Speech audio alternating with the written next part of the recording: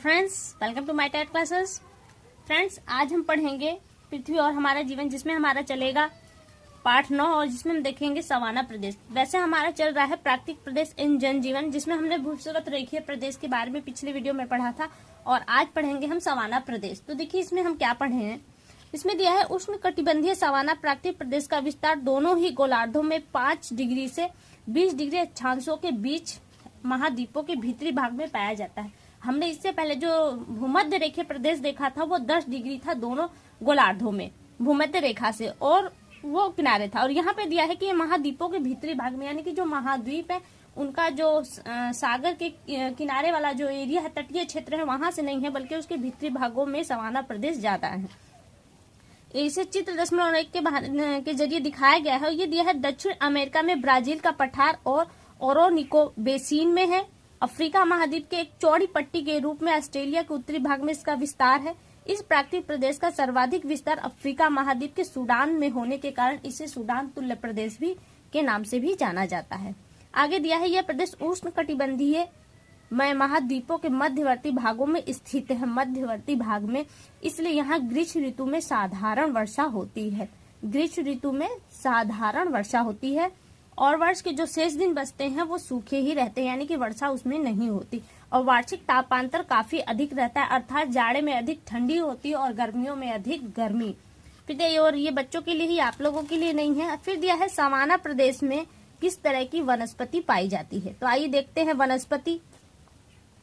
यहाँ दिया है वर्ष के अधिकांश महीने शुष्क होने के कारण लंबी एवं मोटी घास होती, बारिश कम होती है, इसलिए यहाँ पे मोटी घासें ही ज्यादातर पाई जाती हैं। और यहाँ पे थोड़ी बहुत आपके इक्का दुक्का पेड़ आपको पतझड़ी मिल जाएंगे जो भारत में पाए जाते हैं।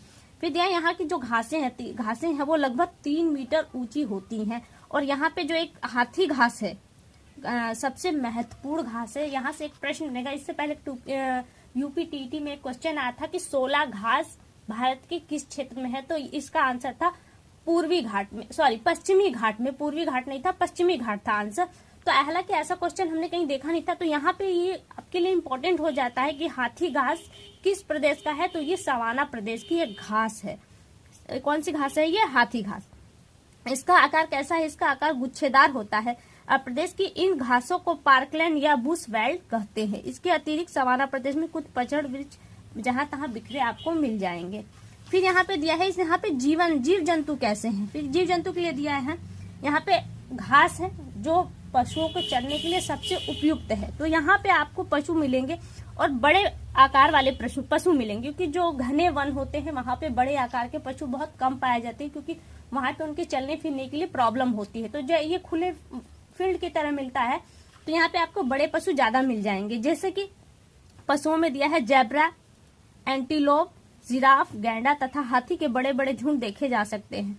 फिर दिया है यहाँ पे जो पशु हैं घासीय मैदान होने के कारण यहाँ पे आपको चीता और शेर जैसे मांसाहारी जंतु भी मिल जाएंगे, जो जेब्रा जैसे हिरन प्राणियों को मारकर खाते हैं। फिर आगे यहाँ पे अगर पक्षी देखें तो इसमें किस तरह के पक्षी पाए जाते हैं, तो यहाँ पे शुतुरमुर्ग, गैमवर्ड, गैजेल्स और न उड़ने वाला एमू पक्षी पाया जाता है।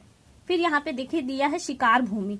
ये यहाँ पे पशुओं की अत्यधिक भरमार होने के कारण यहाँ पे बहुत ज्यादा शिकार किया जाता था पहले, इस कारण से इस भूमि को शिकार भूमि के नाम से भी जाना जाता है। आगे दिया है इन वन जीवों के संरक्षण के लिए राष्ट्रीय उद्यानों एवं अभ्यारण्यों की स्थापना की गई है। पूर्वी अफ्रीका के राष्ट्रीय उद्यानों से आकर्षित होकर विश्व के कोने कोने से पर्यटक यहाँ आते हैं। अब देखिए यहाँ पे चित्र हम देख लेते हैं जो हमको ऊपर ही बताया गया था। सवाना प्रदेश कहाँ कहाँ, ये संसार का नक्शा देखिए, आपका अमेरिका, उत्तरी अमेरिका यहाँ पे ये, और ये अफ्रीका महाद्वीप में इसका सबसे ज्यादा विस्तृत क्षेत्र पाया जाता है, और ये ऑस्ट्रेलिया में थोड़ा बहुत है। फिर आइए देखते हैं अब यहाँ पे मानव जीवन किस तरह का है। मानव जीवन को देख लेते हैं, ये आपके लिए नहीं है, यहाँ से स्टार्ट करते हैं। सवाना प्रदेश की पूर्वी अफ्रीका की घास भूमियों, इस सवाना प्रदेश को घास भूमि के नाम से जानते हैं। तो आप यहाँ पे कंफ्यूज ना कि घास भूमियों क्या दिया है। घास भूमि, सवाना प्रदेश टोटली घास से ही परिपूर्ण है, इसलिए इसे घास भूमि के नाम से भी जाना जाता है। फिर कहा रहा है कि पूर्वी अफ्रीका में जो घास भूमि है उसमें मसाई जनजाति पाई जाती है, और इनका जो जीवन यापन है वो पशुपालन से स्टार्ट होता है और गाय बैल और भेड़ बकरी के साथ एक स्थान से दूसरे स्थान पर घूमते रहते हैं ये मसाई जनजाति। और मांस, दूध तथा पशु उत्पादों का स्थानीय उपभोग होता है। यहाँ पशुचारण उद्योग के व्यापारिक स्तर का विकसित होने की अपार संभावना है। यहाँ पशुपालन व्यापारिक स्तर पे होने की संभावना है। और जो आपका ऑस्ट्रेलिया है, उत्तरी ऑस्ट्रेलिया है, यहाँ पे ये घास चारागाह के लिए विकसित हो चुका है। आगे देखते हैं, इसमें बस इतना ही है, कोई खास नहीं है। यहाँ पे लास्ट हो गया है ये।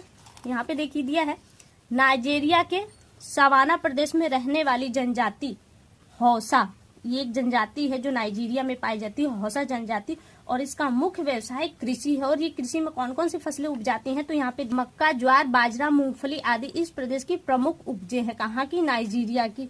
दूध और मांस के लिए ये लोग गाय, बैल, बकरियां आदि भी पालते हैं। ये टॉपिक यहीं पे खत्म हो गया। देखिए इसमें अभ्यास के लिए जो दिया है प्रश्न उत्तर है, ये आपके लिए नहीं, सही जोड़े हम देख लेते हैं क्योंकि ये ऑप्शनल क्वेश्चन बन के सामने आते हैं। सही जोड़े आपको बताना है कि मसाई, अभी हमने पढ़ा मसाई कहाँ है? पूर्वी अफ्रीका में है। ये एक जनजाति है जो पशुपालन से अपना जीवन यापन करती है। फिर दिया है हौसा, अभी हमने ऊपर ही पढ़ा। हौसा कहा कि नाइजीरिया की एक जनजाति है जो खेती करती है। कौन कौन सी फसलें उपजाती हैं? मक्का, ज्वार, बाजरा, मूंगफली आदि फसलें, और दूध, मांस के लिए भी गाय, बैल, बकरियां आदि का पालन करते हैं। फिर दिया पिग्मी, ये हमारा भूमध्य रेखीय प्रदेश से आ गया है। पिग्मी, पिग्मी कौन से है? जायरे घाटी से जुड़ी हुई है। जायरे घाटी के तट पर ये जनजाति आपको मिलती है। ये अफ्रीका महाद्वीप में है, जायरे नदी। फिर है सेमांग, सेमांग जनजाति मलाया में पाई जाती है। फिर आगे देखिए, सही गलत करना है आपको। पहला है सवाना प्रदेश विश्व का सबसे विकसित प्रदेश है। नहीं जी, ये विकासशील प्रदेश है, विकसित नहीं है। फिर दिया है सवाना प्रदेश में ग्रीष्म काल में वर्षा होती है, तो हाँ थोड़ी बहुत वर्षा होती है। मसाई जनजाति के लोग पशुपालन करते हैं, बिल्कुल सही, क्योंकि पशुपालन के जरिए उनका जीवन यापन होता है। एमू पक्षी सवाना घास भूमि में पाया जाता है। एमू पक्षी हाँ पाया जाता है, और ये एक ऐसा पक्षी है जो उड़ नहीं सकता, तो यहाँ पे इसका भी आंसर ये सही हुआ। तो फ्रेंड्स, ये टॉपिक यहीं पे समाप्त होता है। अगली वीडियो में आपसे बहुत जल्द मुलाकात होगी, तब तक के लिए नमस्कार।